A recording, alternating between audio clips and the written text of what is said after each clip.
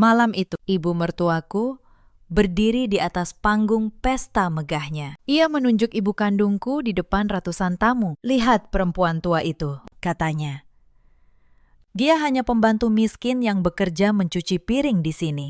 Para tamu tertawa. Ibuku menunduk memegang nampan. Lalu, aku berdiri. Dan dalam 3 menit, seluruh istana kesombongan itu runtuh menjadi abu. Halo sahabat, selamat datang kembali di channel ini. Sebelum cerita dimulai, tuliskan di kolom komentar dari kota mana kalian menyimak malam ini. Jangan lupa like dan subscribe agar kami terus bisa menghadirkan kisah yang menggetarkan hati. Sekarang, izinkan aku menceritakan bagaimana satu malam mengubah segalanya. Namaku Aura, 32 tahun. Sudah 5 tahun aku menjadi istri Danis. Orang mengenalku sebagai perempuan pendiam berhijab yang selalu mengalah. Mereka tidak pernah tahu siapa aku sebenarnya. Aku tumbuh di sebuah kampung di Jawa Tengah. Dibesarkan oleh seorang ibu tunggal bernama Aminah. Di mata semua orang, ibuku hanyalah perempuan desa sederhana. Pakaiannya selalu lusuh.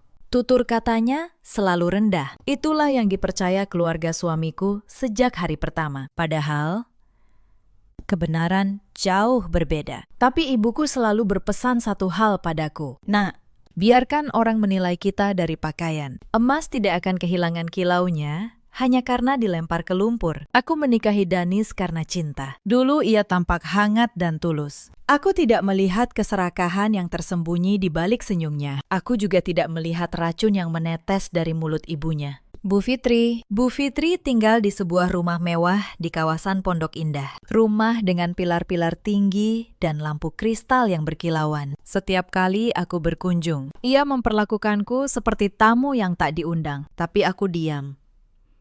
Aku selalu diam, sebab aku tahu kesabaran punya batas. Dan ketika batas itu pecah, akibatnya tidak akan bisa diperbaiki. 5 tahun pernikahan kami berjalan di atas retakan yang semakin lebar. Danis bukan lagi pria yang dulu ku kenal. Ia menjadi bayangan ibunya. Apapun yang dikatakan Bu Fitri, ia turuti tanpa berpikir. Setiap kali ibu mertuaku menghinaku, Danis hanya menunduk. "Sudahlah, Maya," katanya pelan. Salah menyebut namaku karena terlalu sibuk menyenangkan ibunya. "Mama hanya bercanda. Jangan dibawa hati." Aku mengelola keuangan keluarga sejak awal menikah. Aku menyimpan tabungan untuk masa depan kami. Aku juga mempercayakan sebagian aset atas nama Danis karena aku mencintainya. Itu kesalahan terbesar dalam hidupku. Bu Fitri memiliki ambisi yang tidak masuk akal. Ia ingin menjadi ratu di kalangan sosialita. Ia ingin namanya disebut di setiap pesta. Ia ingin perhiasan paling mahal, mobil paling baru, rumah paling megah. Padahal suaminya sudah lama meninggal dan tidak meninggalkan banyak harta. Lalu dari mana semua kemewahan itu? Aku tidak pernah bertanya. Tapi diam-diam aku mulai memperhatikan. Adik ipar perempuanku, Sinta, sering datang ke rumah Bu Fitri. Mereka berbisik-bisik. Mereka menatapku dengan cara yang aneh. Aku merasakan ada sesuatu yang busuk di balik tembok rumah itu. Tapi aku belum tahu apa. Sampai akhirnya sebuah undangan pesta mewah datang ke tanganku. Bu Fitri mengundang ibuku, Aminah, untuk hadir. "Suruh ibumu datang," katanya dengan senyum manis yang dingin. Aku ingin memperkenalkannya pada teman-temanku. Aku merasa firasat buruk, tapi ibuku justru tersenyum tenang. "Kita datang, Nak," ujarnya.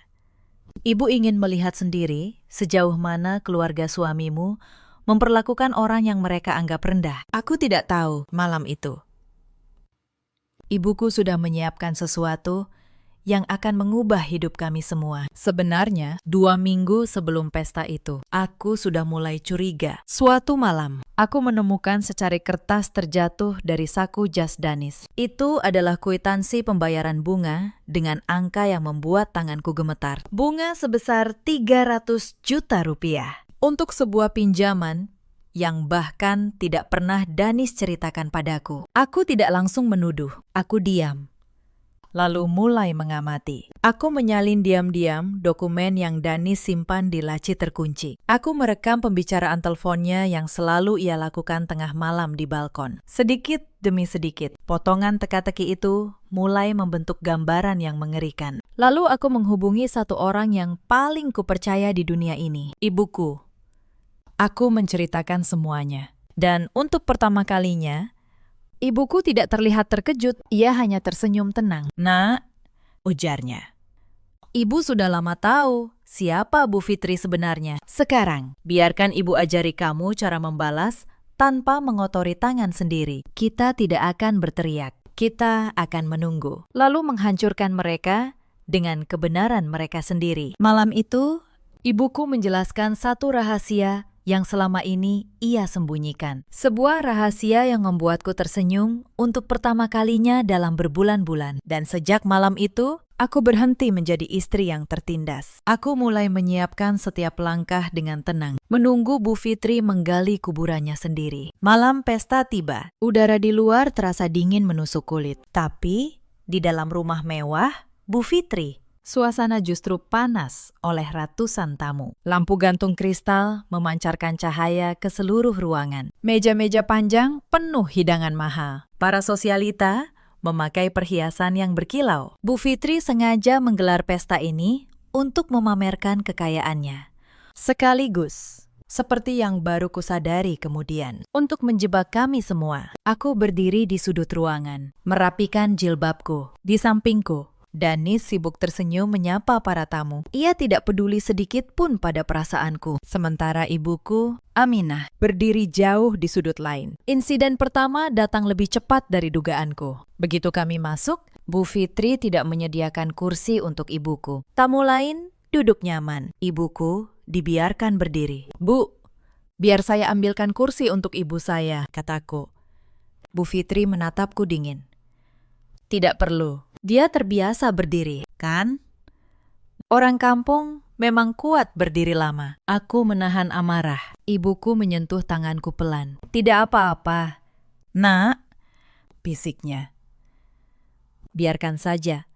Lalu datang insiden kedua. Bu Fitri menyuruh seorang pelayan membawa nampan kayu besar. Ia menyerahkannya pada ibuku. "Karena kamu sudah di sini, pegang ini," katanya. Berdiri di dekat pintu dapur. "Bantu-bantu sedikit. Anggap saja balas budi. Karena anakmu kunikahkan dengan keluarga terhormat." Wajahku memerah. Aku melangkah maju, tapi Danis menahan tanganku. "Jangan buat keributan, Aura," desisnya. "Ini acara penting, Mama." Ibuku menerima nampan itu tanpa protes. Ia berdiri di dekat pintu dapur, memegang nampan dengan tenang. Wajahnya tidak menunjukkan sedikit pun rasa malu. Tapi hatiku hancur melihatnya. Insiden ketiga membuat darahku mendidih. Sepanjang pesta, Bu Fitri memamerkan ibuku pada teman-temannya. "Ini pembantu baruku," katanya sambil tertawa. "Rajin."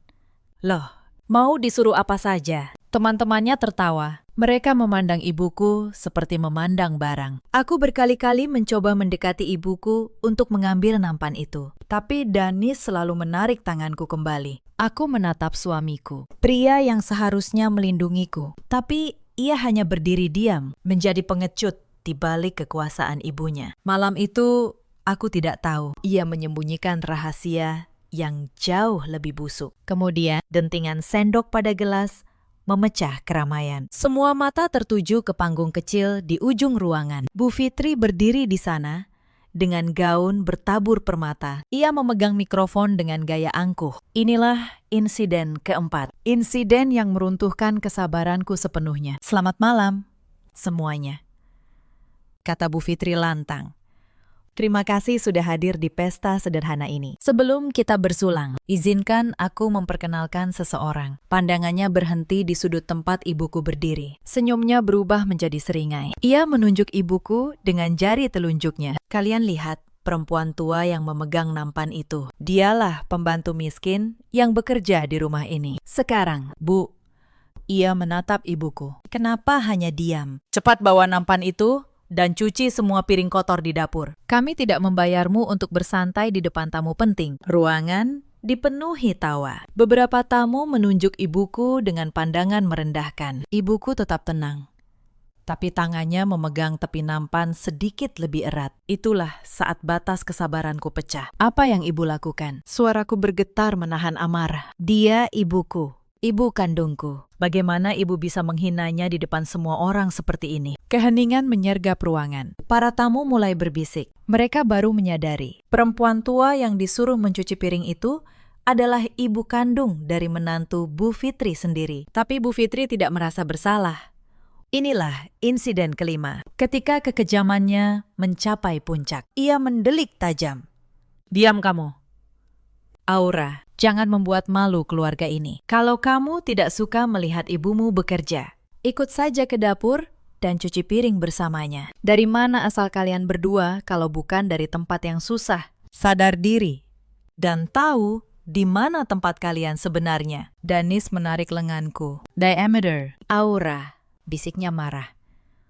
Jangan rusak suasana. Aku menatapnya dengan jijik. Ibuku mulai melangkah ke arah dapur dengan kepala menunduk. Pria yang seharusnya menjadi pelindungku justru menjadi pengecut yang bersembunyi di balik rok ibunya. Aku melepaskan cengkeraman Danis dengan satu hentakan keras. Ia terhuyung mundur tanpa sepatah kata pun. Aku berbalik dan berjalan menuju meja utama. Insiden keenam adalah momen ketika aku tidak lagi peduli pada apapun. Di meja utama, tersusun puluhan gelas kristal mahal membentuk piramida tinggi. Di atasnya, hidangan paling mewah untuk tamu kehormatan. Aku berhenti tepat di depan meja itu. Mataku menatap lurus ke arah Bu Fitri di panggung. Aku mengangkat kedua tanganku tinggi-tinggi. Lalu, dengan sekuat tenaga, ku hantam permukaan meja itu. Suara hantaman bergema ke seluruh ruangan. Piramida gelas kristal goyah dan runtuh.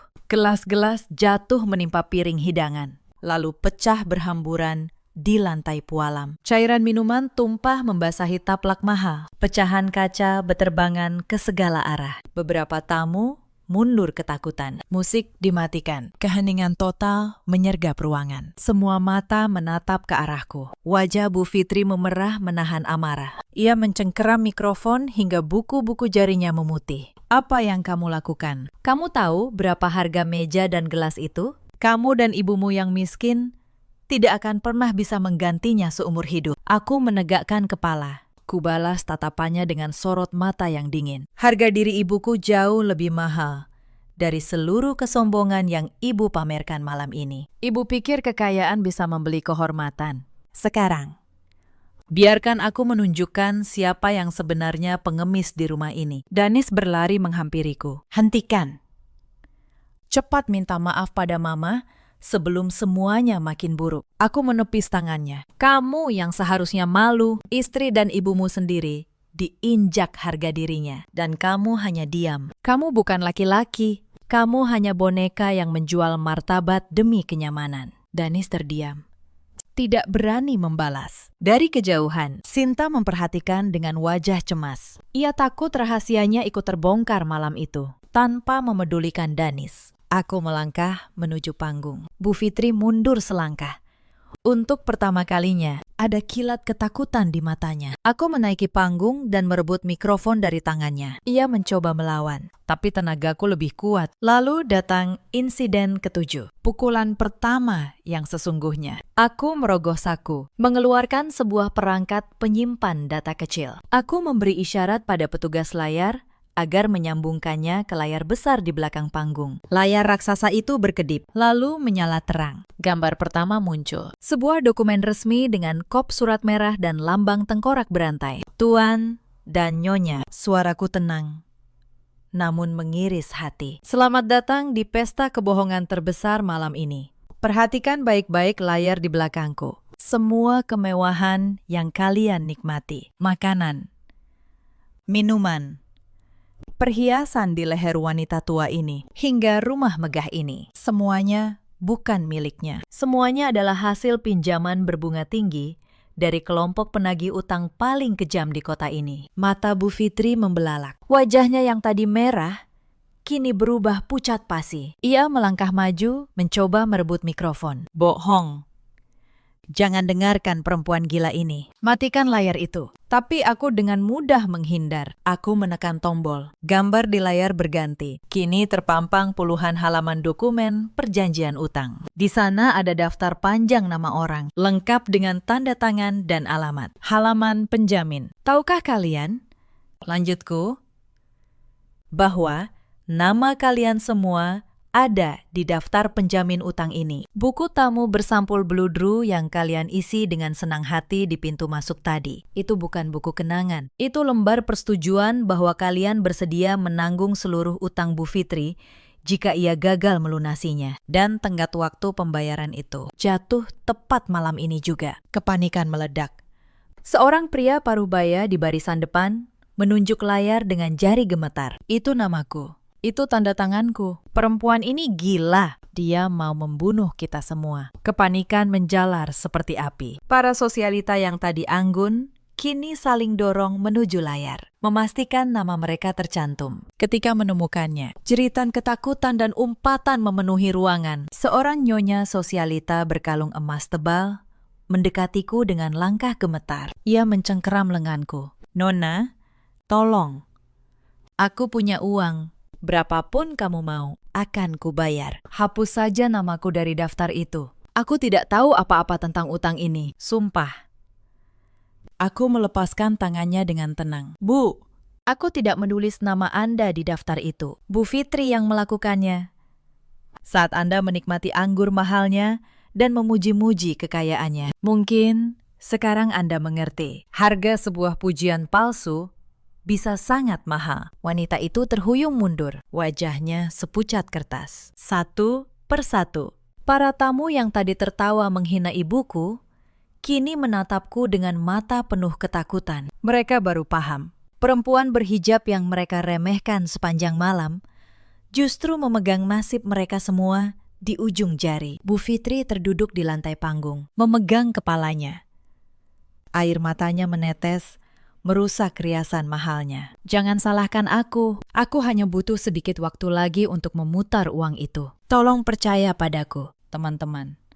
Tapi tidak ada yang peduli pada tangisannya. Aku kembali bersuara. Kalian marah karena dipalsukan. Simpan kemarahan kalian. Kelompok penagih utang ini tidak peduli apakah tanda tangan kalian asli atau palsu. Bagi mereka, nama di kertas itu adalah mangsa. Mereka akan mendatangi rumah kalian, menyita harta kalian, bahkan melukai keluarga kalian. Jadi, sebelum kalian menyalahkan ibuku yang kalian sebut pembantu miskin, pikirkan dulu keselamatan nyawa kalian sendiri. Danis berlari ke panggung dan mencengkeram bahu ibunya. Mama, apa yang Mama lakukan? Mama berutang pada lintah darat itu dan menjaminkan semua orang di sini. Mereka bisa membunuhku. Bu Fitri menangis memeluk kaki anaknya. Maafkan Mama. Nak, Mama hanya ingin kita dihormati semua orang. Tolong bantu Mama. Tapi Danis justru menendang tangan ibunya hingga terlepas. Ia mundur dengan tatapan ngeri, seolah ibunya adalah penyakit menular. Aku melirik jam tanganku. Waktu yang kutunggu akhirnya tiba. Inilah insiden ke-8. Ketika ramalanku menjadi kenyataan. Silakan kalian saling menyalahkan, ucapku dingin. Karena dalam waktu kurang dari 3 menit, istana megah yang kalian puji ini akan menjadi saksi kehancurannya sendiri. Para penagih utang itu tidak pernah datang dengan tangan kosong, dan mereka sudah mengepung tempat ini dari segala arah. Di tengah kepanikan itu, Sinta tiba-tiba muncul dari kerumunan. Wajahnya menunjukkan kebencian yang selama ini ia sembunyikan. Ia menudingku dengan jari. Kamu pikir kamu hebat, Aura? Danis tidak pernah mencintaimu. Ia bersamaku karena kamu membosankan. Semua aset yang kamu banggakan itu sebentar lagi jadi milikku. Aku menatapnya dengan tenang. Aku bahkan tersenyum tipis. Oh, Sinta. Kamu pikir aku tidak tahu? Aku tahu setiap kamar hotel yang kalian sewa dengan uangku. Aku tahu setiap kalimat dalam rencana busuk kalian. Kamu hanya pion, dan pion selalu jadi yang pertama dikorbankan. Wajah Sinta memucat. Ia menoleh pada Danis, mencari pembelaan. Tapi Danis hanya menunduk, terlalu takut untuk bicara. Saat itu, Sinta mulai menyadari bahwa ia berdiri di sisi yang salah. Di sudut ruangan, seorang pria berjas rapi melangkah maju. Ia adalah Pak Tono, pengacara pribadiku yang sengaja kuundang malam itu sebagai tamu biasa. Ia membawa map coklat di tangannya dan menatap Bu Fitri dengan tatapan dingin seorang profesional yang sudah menyiapkan segalanya. Ibu Aura, kata Pak Tono pelan, semua sudah siap. Kapanpun ibu mau. Aku mengangguk. Aku tahu. Babak terakhir akan segera dimulai. Ucapanku bukan ancaman kosong. Sebelum siapapun sempat mencerna kalimatku, terdengar suara ledakan kecil dari halaman luar. Disusul hantaman benda logam yang menggempur pintu gerbang besi. Suasana pesta mewah itu, dalam sekejap, berubah menjadi arena kengerian. Gerbang besi itu jebol dengan suara dahsyat. Bongkahan batu menembus jendela kaca ruang tamu, menghantam dinding pualam, lalu menggelinding ke tengah ruangan. Tirai sutra robek, udara malam yang dingin menyerbu masuk, membawa suara puluhan pria yang berteriak di halaman. Buka pintunya, penghutang.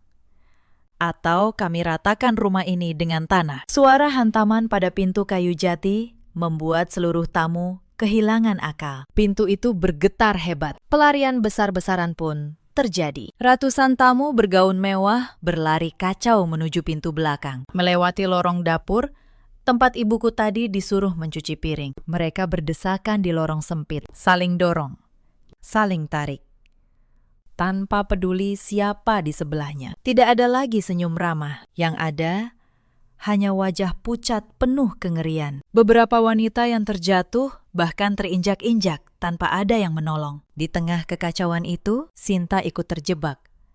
Ia berlari dengan sepatu hak tingginya, lalu tersandung kaki meja dan jatuh menelungkup. Wajahnya membentur lantai. Ia menjerit, mencari Danis.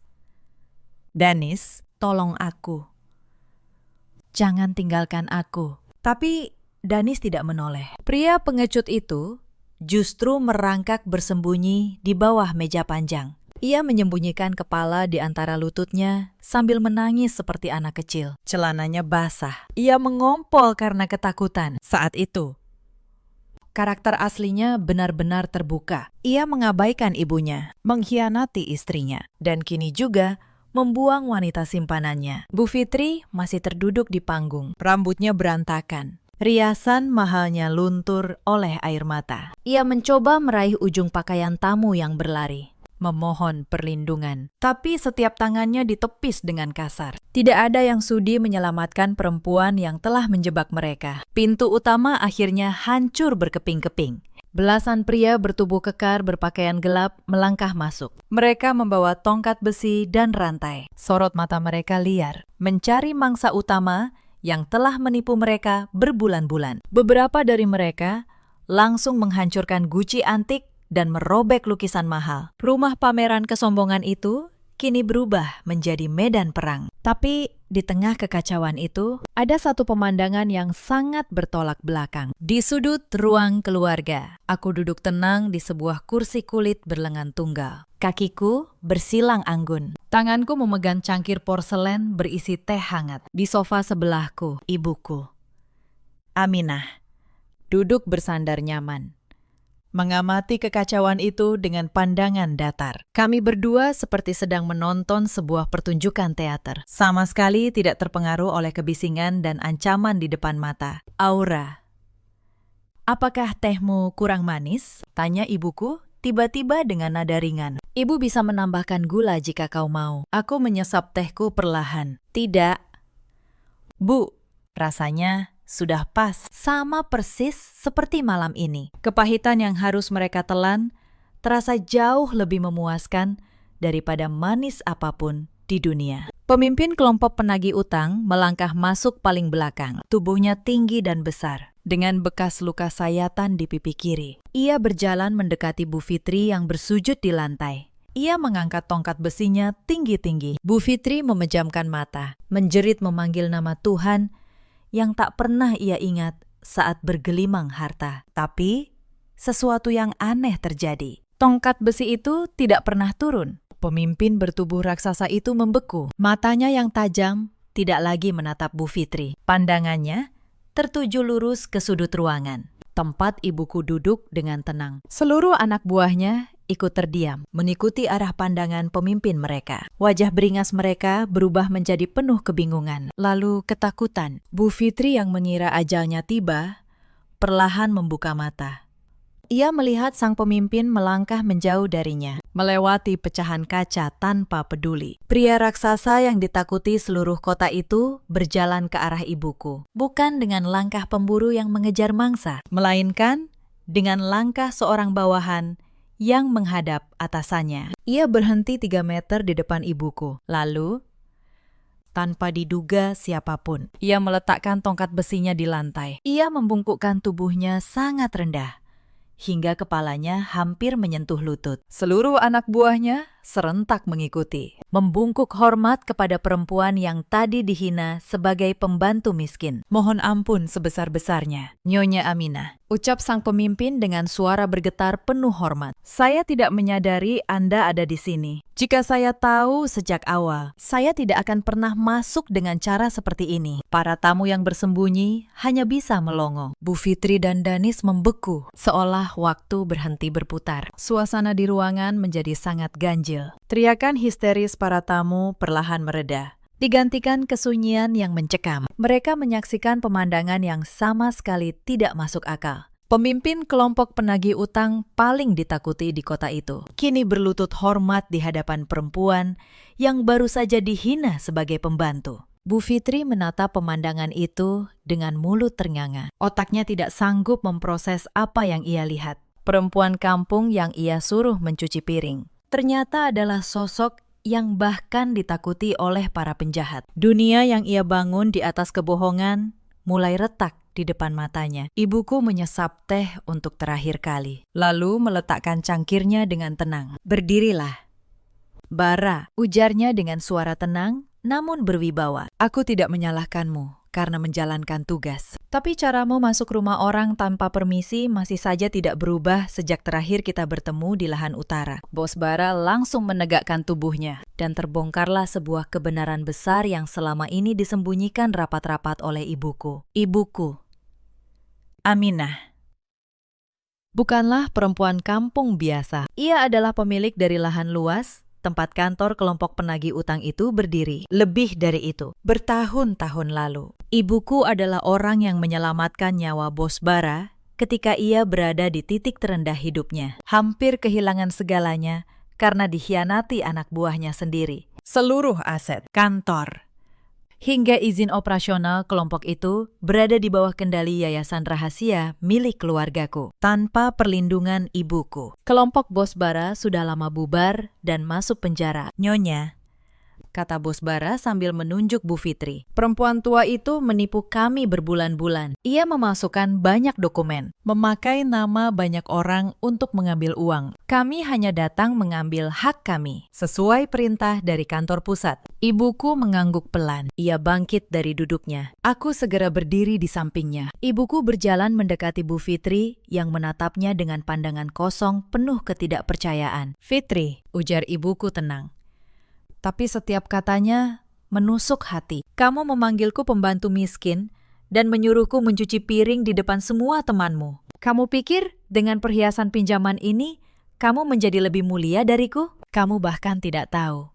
Tanah yang dipijak rumah mewahmu ini adalah milikku, yang kamu sewa melalui pihak ketiga dengan dokumen yang juga bermasalah. Bu Fitri mencoba bicara, tapi lidahnya kelu. Rasa malu dan terkejut telah melumpuhkan seluruh inderanya. Ia menoleh pada Danis, tapi anaknya justru menyembunyikan wajah lebih dalam. Bara, perintah ibuku tegas, bawa orang-orang ini keluar. Tunggu di halaman. Pastikan tidak ada yang melarikan diri. Aku punya urusan keluarga yang harus kuselesaikan dulu. Bos Bara memberi hormat. Seluruh anak buahnya mundur teratur keluar dari rumah, meninggalkan Bu Fitri, Danis, dan aku dalam lingkaran ketegangan yang baru akan dimulai. Aku melangkah ke tengah ruangan, tepat di hadapan Bu Fitri. Lalu, aku mencari Danis yang masih bersembunyi memalukan di bawah meja. Aku menarik taplak meja itu hingga seluruh sisa makanan jatuh berantakan. Danis terlihat jelas, dalam keadaan mengenaskan. Celananya basah. Wajahnya sembab. Keluar dari sana. Dennis, ucapku dingin. Jangan bersembunyi seperti pengecut di depan istri dan ibumu sendiri. Aku masih punya satu hal lagi yang ingin kutunjukkan. Aku kembali memegang mikrofon. Kuarahkan pandangan ke layar besar. Kalian pikir penderitaan kalian hanya soal utang? Tidak. Ibu, kamu selalu membanggakan anak laki-lakimu ini sebagai pria setia. Kamu selalu bilang ia bekerja lembur setiap malam untuk masa depan kami. Sekarang, mari kita lihat apa yang sebenarnya kalian lakukan di belakangku. Aku menekan tombol di ponselku. Seketika, layar menampilkan rangkaian foto dan video. Di sana terlihat Danis bermesraan dengan Sinta di berbagai tempat mewah yang dibiayai dari uang tabunganku yang ia kelola. Tidak hanya itu, layar memutar rekaman suara antara Danis, Bu Fitri, dan Sinta.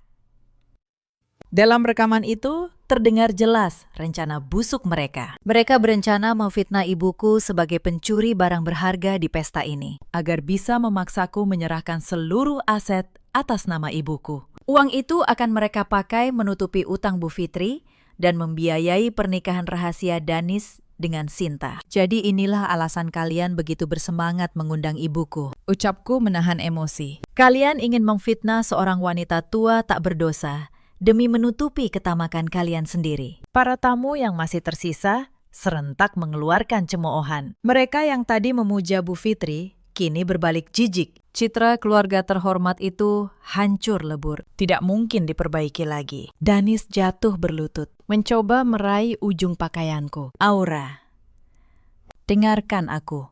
Itu semua ide Mama. Aku terpaksa. Aku masih mencintaimu. Ampuni aku sekali ini saja. Aku mundur dengan rasa jijik. Dari kejauhan, Sinta berteriak membela diri. Aura, aku juga korban. Danis yang mengejarku. Tapi aku tidak peduli bagiku. Mereka berdua sama-sama busuk. Aku berjalan ke ambang pintu utama yang sudah hancur. Tapi langkahku tiba-tiba terhenti. Ada satu hal lagi yang belum kuselesaikan. Aku membalik badan dan kembali ke dalam ruangan. Bu Fitri dan Danis tersungkur di lantai pualam yang penuh pecahan kaca. Aku merogoh tas jinjingku, lalu mengeluarkan sebuah map tebal berisi dokumen resmi yang sudah ditandatangani di atas materai negara. Aku berjalan kembali, kali ini memanggil Bos Bara masuk. Aku menyerahkan map tebal itu ke tangannya. Ia membukanya lembar demi lembar, matanya terbelalak sekilas. Lalu sebuah senyum mengembang di wajahnya yang penuh bekas luka. Beberapa hari yang lalu, ucapku lantang. Setelah aku mengetahui semua kebusukan yang kalian rencanakan terhadap ibuku, aku mengambil tindakan pencegahan. Bos Bara, silakan bacakan isi dokumen itu. Bos Bara berdehem, lalu membacakan dengan suara menggelegar. Dokumen itu menyatakan bahwa seluruh surat utang atas nama Bu Fitri telah diambil alih dan dilunasi oleh pihak lain. Dan pihak itu tidak lain adalah aku sendiri. Dokumen itu juga menyatakan secara sah bahwa seluruh harta benda yang dijadikan jaminan, termasuk rumah mewah ini, seluruh perabotannya, hingga barang berharga yang melekat di tubuh Bu Fitri dan Danis, kini resmi menjadi milikku. Mendengar itu, Bu Fitri menjerit histeris. Ia memukul-mukul lantai hingga tangannya memar. Ia tidak sanggup menerima kenyataan bahwa menantu yang selama ini ia injak harga dirinya, kini menjadi pemilik dari seluruh hidup dan masa depannya. Danis merangkak maju. Air mata dan ingus bercampur di wajahnya. Aura, aku mohon, jangan lakukan ini. Jika rumah ini kau ambil, di mana kami tinggal? Setidaknya biarkan kami membawa beberapa barang untuk bertahan hidup. Aku menatapnya dingin. Di mana rasa kasihan kalian saat merencanakan fitnah keji untuk ibuku? Saat menyuruhnya mencuci piring di depan ratusan tamu. Sekarang, silakan ibu cari piring kotor di tempat lain. Keluar dari rumahku malam ini juga, tanpa membawa satu barang pun yang bukan milik kalian. Kalimat itu meluncur tajam seperti belati. Aku membalikkan badan, tidak sudi lagi melihat wajah mereka. Bos Bara memberi isyarat. Belasan pria itu beringkus tubuh Bu Fitri dan Danis. Bu Fitri memberontak. tapi tenaga mereka jauh lebih besar. Mereka melucuti semua perhiasan dari tubuh Bu Fitri. Kalung permata, cincin berlian, gelang emas dicabut paksa. Jam tangan mahal, Danis dilepas. Bahkan sepatu mereka ditarik paksa. Mereka berdua kini benar-benar tidak memiliki apapun selain pakaian yang melekat di badan. Sinta yang melihat dari balik pilar, diam-diam menyelinap keluar lewat pintu samping. Ia meninggalkan kekasih gelapnya menghadapi kehancuran sendirian, tanpa pernah menoleh. Tubuh Bu Fitri dan Danis diseret keluar, melewati ruang tamu yang hancur, menuju gerbang utama. Kulit kaki mereka tergores berdarah karena berjalan tanpa alas di atas kerikil. Mereka menjerit memohon ampun sepanjang jalan, tapi tidak ada yang peduli. Aku dan ibuku berdiri di teras, menyaksikan pengusiran itu dengan tatapan tenang. Langit malam yang sedari tadi mendung akhirnya menurunkan hujan deras. Seolah semesta ikut melampiaskan kemarahannya. Para penjaga melemparkan tubuh Bu Fitri dan Danis ke aspal jalanan di luar gerbang. Bu Fitri menangis memeluk tubuhnya sendiri yang menggigil kedinginan. Danis menggedor sisa pagar besi, memanggil-manggil. Tapi gerbang itu segera ditutup rapat dan dikunci ganda. Mereka berdua benar-benar terbuang, diusir dari istana pasir yang selama ini mereka banggakan, tanpa tujuan, tanpa harta, tanpa harga diri. Di tengah malam yang gelap dan diguyur hujan. 3 bulan berlalu sejak malam kehancuran itu. Kehidupan Bu Fitri dan Danis yang dulu dipenuhi pelayanan kelas atas, kini hanya tinggal kenangan. Mereka terdampar di sebuah pasar tradisional yang padat dan kotor. Aroma busuk sayuran membusuk, genangan air bercampur lumpur, dan bau amis ikan menjadi pemandangan mereka setiap hari. Mereka tidak punya tempat tinggal layak. Mereka tidur beralaskan kardus bekas di depan toko yang tutup, berlindung dengan kain sarung lusuh penuh tambalan. Danis, pria yang dulu selalu tampil rapi dengan jas mahal, kini terpaksa menjadi kuli panggul serabutan. Sejak pagi ia memanggul karung sayuran yang bobotnya melebihi kekuatannya. Telapak tangannya yang dulu halus, kini penuh luka lecet. Setiap kali ia mencoba beristirahat, mandor pasar meneriakinya, bahkan menendang kakinya. Upah sehari hanya cukup membeli 2 bungkus nasi dengan lauk tempe. Pada malam, mereka diusir. Danis sempat mencari Sinta dengan harapan mendapat tempat berteduh. Tapi Sinta mengusirnya dari depan pintu, mengutuknya sebagai pria miskin tak berguna, lalu menghilang bersama pria lain yang lebih kaya. Kehilangan harta, istri yang setia, dan wanita simpanan dalam 1 malam benar-benar menghancurkan mental Danis. Penderitaan yang lebih tragis dialami Bu Fitri. Perempuan yang dulu gila hormat itu perlahan kehilangan akal sehatnya. Tekanan jatuh miskin secara mendadak membuat otaknya tidak sanggup menerima kenyataan. Suatu siang, Danis pulang memanggul beban berat sambil mencari ibunya untuk berbagi sebungkus nasi. Langkahnya terhenti di dekat tumpukan sampah sayuran. Ia melihat pemandangan yang menghancurkan hatinya. Bu Fitri sedang berjongkok di dekat genangan air cucian piring milik pedagang kaki 5. Rambutnya kusut, pakaiannya kotor, berlumur lumpur. Di tangannya ada beberapa pecahan piring plastik yang ia pungut dari tempat sampah. Ia menggosok piring-piring itu dengan air kubangan keruh, sambil bicara sendiri dengan pandangan kosong. Ia tersenyum lebar pada udara kosong. Lihat, aku sedang mencuci piring untuk pesta besar kita nanti malam. Semua hidangan harus disajikan di piring yang berkilau. Pestaku akan menjadi yang paling meriah. Kutukan yang kuucapkan malam itu benar-benar menjadi kenyataan. Bu Fitri kini menghabiskan sisa hidupnya sebagai pencuci piring kotor di jalanan, ditemani hewan-hewan jalanan yang berkeliaran. Danis berlari memeluk ibunya, menangis. Bu, sadar. Ini nasi untuk ibu. Hentikan mencuci sampah ini. Tapi Bu Fitri justru marah dan mendorong tubuh Danis, menuduhnya sebagai pelayan nakal. Pertengkaran menyedihkan antara anak dan ibu yang sudah kehilangan akal itu menjadi tontonan gratis bagi pengunjung pasar. Tapi karma belum selesai menyiksa Danis hari itu. Dari gang sempit muncul 3 pemuda berwajah preman. Mereka adalah penagih utang kelas teri yang pernah meminjamkan sedikit uang pada Danis untuk biaya makan di minggu-minggu pertama, karena Danis belum mampu membayar bunganya. Mereka menyeretnya menjauh dan menghajarnya beramai-ramai di tengah keramaian. Pukulan dan tendangan bertubi-tubi menghantam tubuhnya. Ia hanya bisa meringkuk menahan sakit. Sementara dari kejauhan, ibunya masih tertawa kosong menggosok piring kotor. Danis memejamkan mata, menyadari bahwa hidup di dasar got paling kotor ini adalah balasan yang adil atas kejahatan hatinya di masa lalu. Beberapa waktu kemudian, di sebuah sudut jalan protokol kota yang dipenuhi gedung pencakar langit, duduk seorang pengemis dengan kondisi memprihatinkan. Pakaiannya compang-camping, tubuhnya kurus.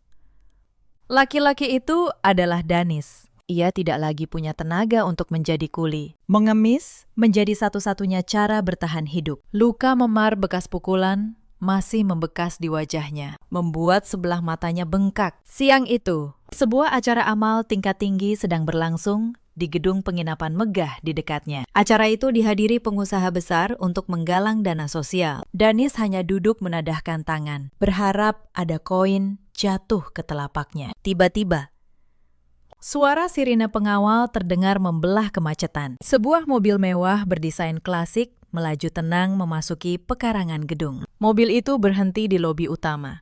Belasan pria berpakaian seragam turun, membentuk barisan penjagaan ketat. Seorang petugas membuka pintu penumpang belakang dengan hormat. Dari dalam mobil, turunlah seorang wanita dengan keanggunan luar biasa. Ia mengenakan jilbab panjang yang rapi, dipadukan gaun sederhana, namun memancarkan wibawa tinggi. Wanita itu adalah aku. Wajahku bersinar penuh percaya diri. Sesuatu yang tidak pernah terlihat saat aku menjadi istri yang tertindas. Di belakangku, ibuku, Aminah, menyusul turun dengan langkah tegap, menampilkan sosok pemimpin perusahaan raksasa yang sesungguhnya. Mata Danis membelalak.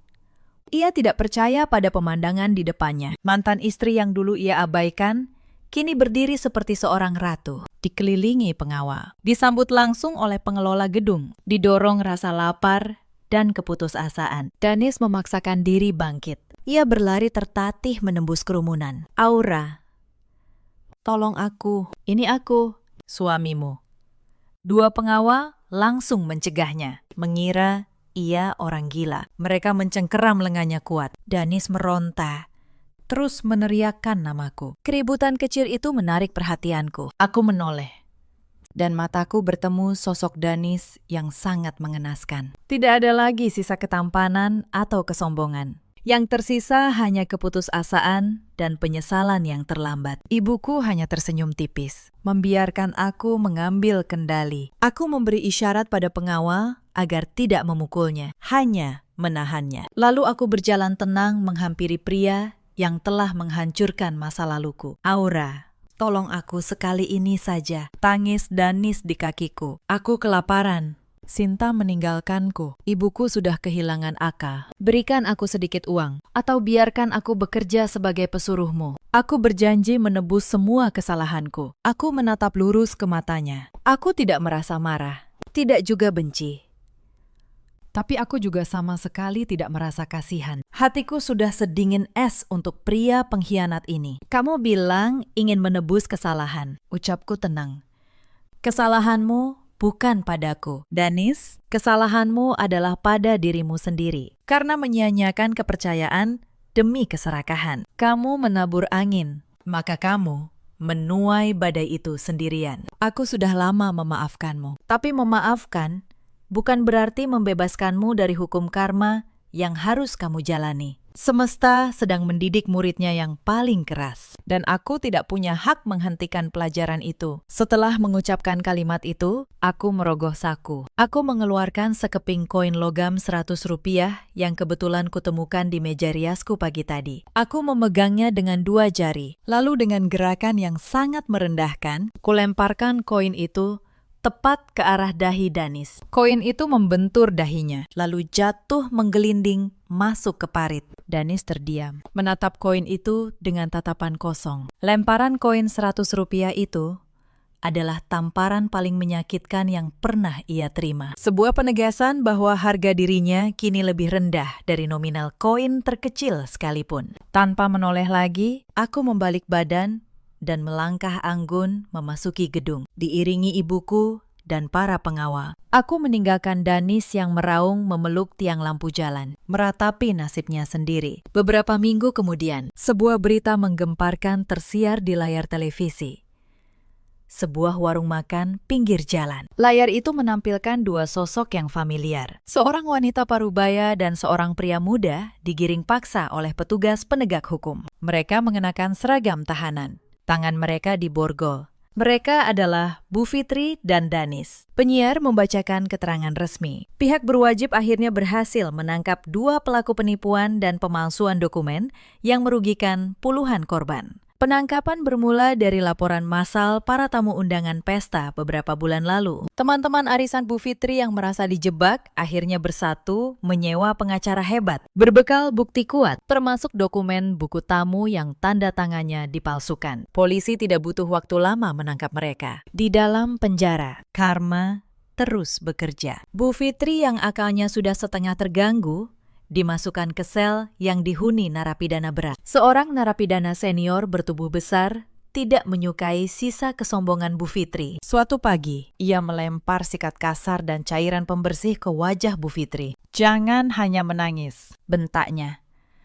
"Cepat sikat lantai kamar mandi ini sampai mengkilap. Setelah itu, cuci semua piring dan mangkuk kotor bekas makan kami. Kalau ada satu titik kotoran, kamu tidak akan makan selama 3 hari. Mau, tidak mau." Dengan sisa tenaga, Bu Fitri harus menurutinya. Ia benar-benar dijadikan pelayan paling rendah di tempat paling hina. Menyikat lantai dan mencuci piring setiap hari. Persis seperti yang dulu ia paksakan pada ibuku. Nasib Danis di blok pria juga tidak kalah menyedihkan. Kepribadiannya yang pengecut membuatnya menjadi sasaran empuk. Jatah makanannya selalu dirampas. Ia dipaksa memijat kaki para ketua sel hingga larut malam. Tidak ada lagi ibunya yang memanjakannya. Tidak ada Sinta, dan pintu maaf dariku sudah tertutup selamanya. Sangat bertolak belakang dengan penderitaan tiada akhir itu. Kehidupanku dan ibuku kini dipenuhi ketenangan. Ribuan mil dari hiruk pikuk kota, kami menikmati liburan panjang di sebuah kawasan pegunungan bersalju di luar negeri. Pepohonan pinus tertutup salju putih berdiri tegak.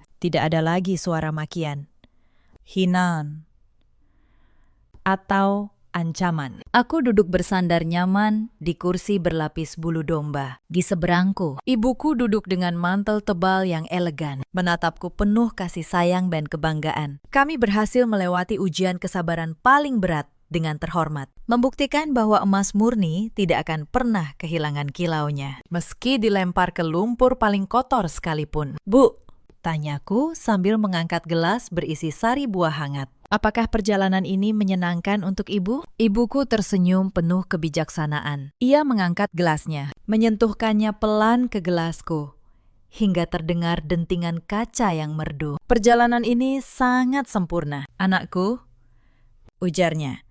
"Semesta memang selalu bekerja dengan adil pada waktu yang tepat. Mereka yang menabur kesombongan akan menuai kehancuran dalam sekejap. Sedangkan mereka yang menjaga kehormatan di tengah hinaan akan diangkat derajatnya hingga ke tempat paling tinggi." Kami berdua menyesap minuman hangat itu bersama, menikmati kemenangan yang abadi. Cerita ini mengajarkan satu hal yang sangat dalam. Jangan pernah menilai seseorang dari pakaian yang ia kenakan. Dan jangan pernah menukar kehormatan demi keserakahan yang fana. Ada banyak perempuan di luar sana yang seperti aku dulu. Mereka diam ditindas, mengira kesabaran adalah kelemahan. Padahal diam terkadang adalah kekuatan yang sedang menunggu waktunya. Ada juga banyak suami seperti Danis di luar sana. Pria yang terlalu lemah untuk membela istrinya dan terlalu serakah untuk setia. Mereka menukar emas dengan pasir, lalu menyesal ketika air pasang menghapus segalanya. Ada pula para ibu mertua seperti Bu Fitri. Mereka begitu takut dipandang rendah, hingga membangun istana di atas kebohongan. Mereka lupa bahwa kesombongan adalah utang yang cepat atau lambat harus dibayar lunas. Bu Fitri kini mencuci piring di balik jeruji. Danis meratap di pinggir jalan. Sinta hilang ditelan pilihannya sendiri. Sementara aku dan ibuku berdiri tegak. Bukan karena dendam telah terbalas, tapi karena kami tidak pernah kehilangan diri kami sendiri di tengah hinaan. dalam hidup. Kita selalu punya pilihan, memilih untuk menyimpan kebencian atau memilih untuk bangkit lebih tinggi. Ceritakan kisah kalian di kolom komentar. Terima kasih sudah menemani sampai akhir cerita ini.